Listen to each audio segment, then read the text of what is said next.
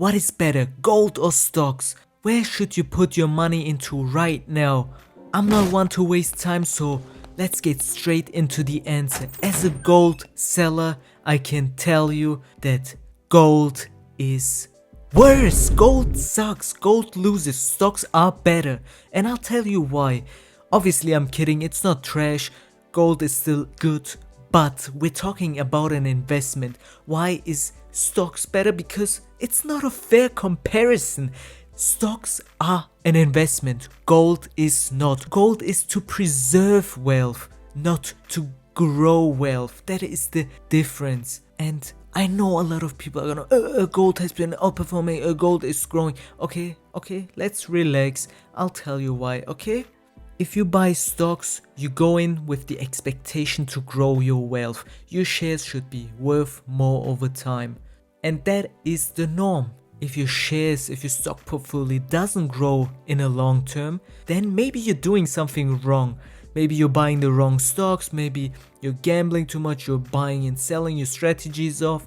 But if you invested into the market, if you just pay into the S&P 500 over a long period of time, we're talking 20 years, more than 50 years, you are guaranteed to grow your money, to beat out inflation and actually get wealthier over time, to let your money compound. That is the norm. That is the historic data. With gold, it's not like this. With gold, you barely beat out the inflation.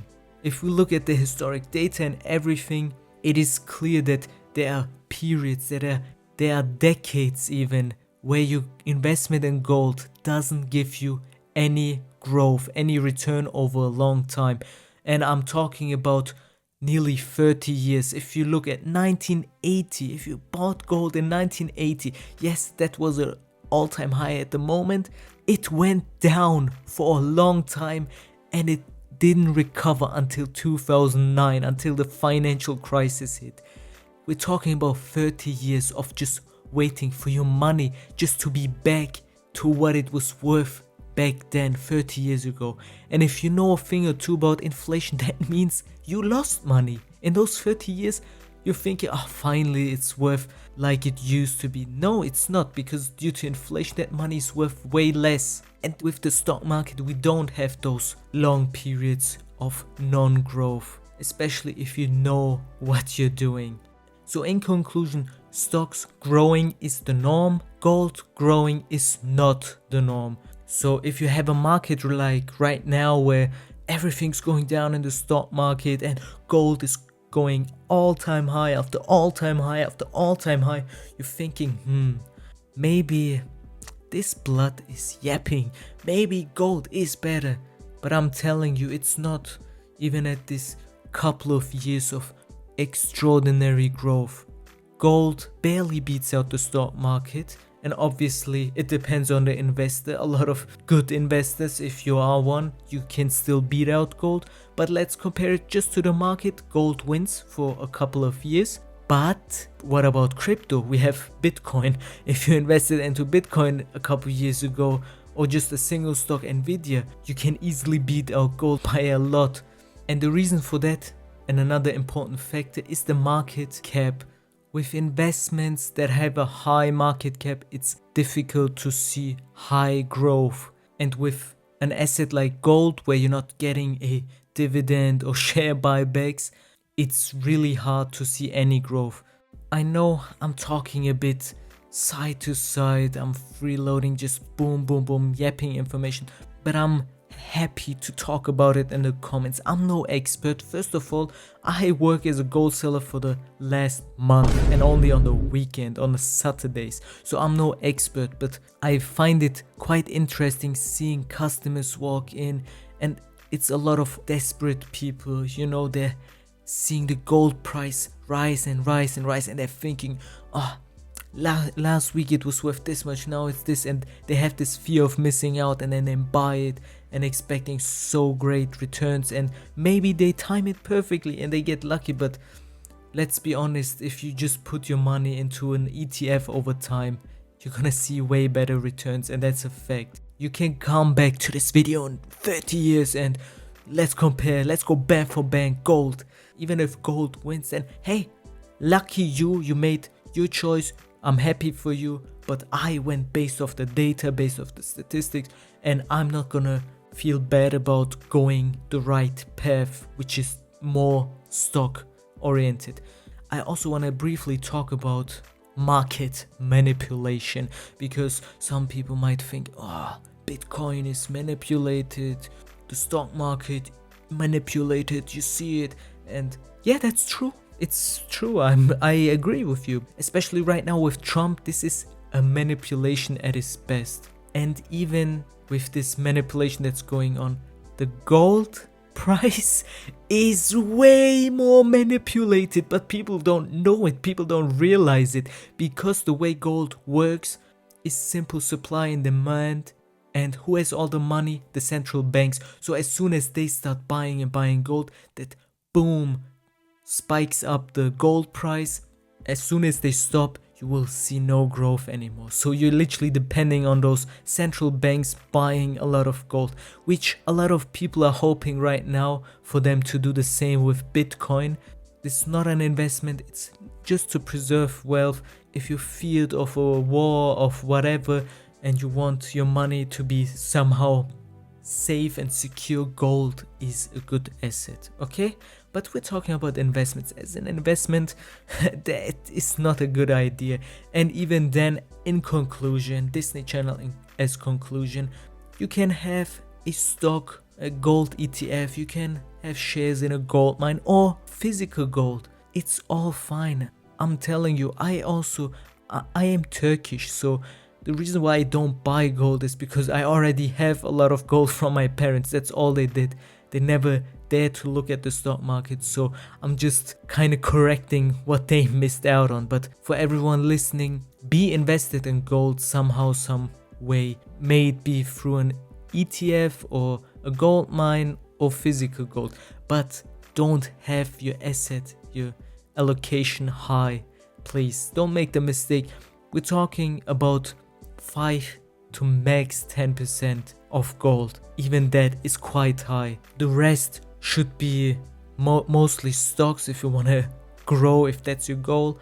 And then obviously always have 10 to 30% cash on you for your own needs, but also if the market crashes. I know people say, you should always have your money in the market, and I could make a whole video about that as well, why it's not the case. You should always have cash on you. Gives you also the financial safety that you're hoping for, and doesn't force you to sell a stock in a bad time.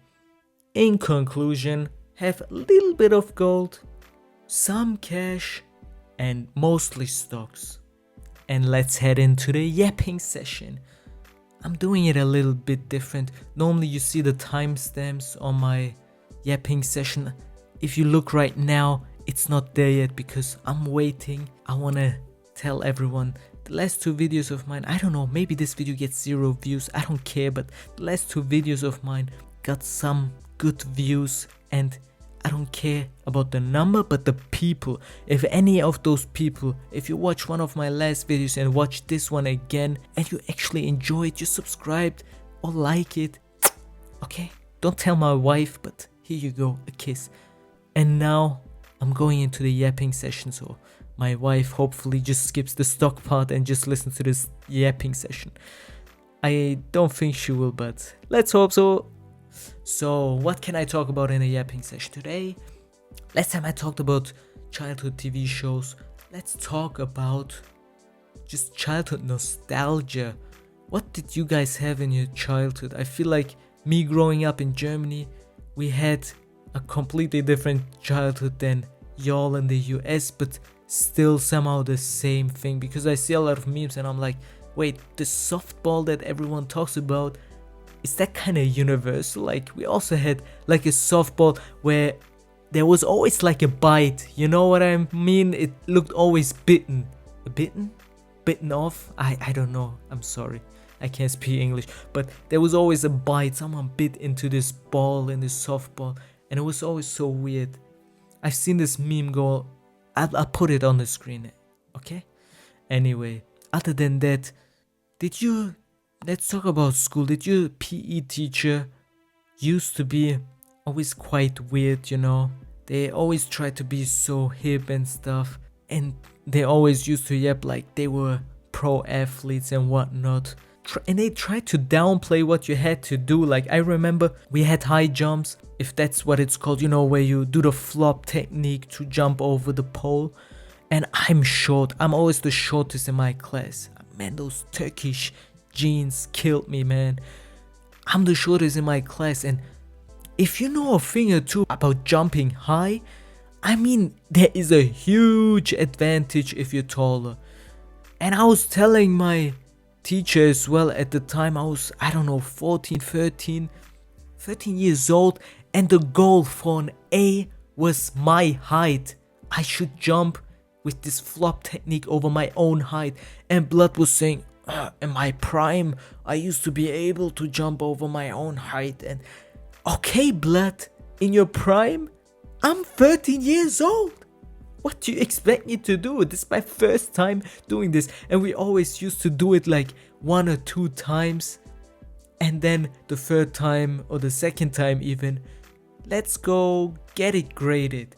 Wow, I tried this technique 2 times and you expect me to be the next Floppadingle Junior or what? Anyway, other than that, like jumping and throwing decent, but I'm quite slow as well. I'm always one of the best in team sports. I don't care if it's basketball, even though I'm short, football or whatever. In Germany we also play handball, volleyball not so much, I gotta be honest, but I was quite decent, quite one of the best always. But in any track and field and running, I was quite slow.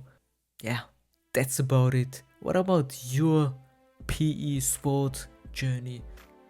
And have a nice day. Peace and love. Bye.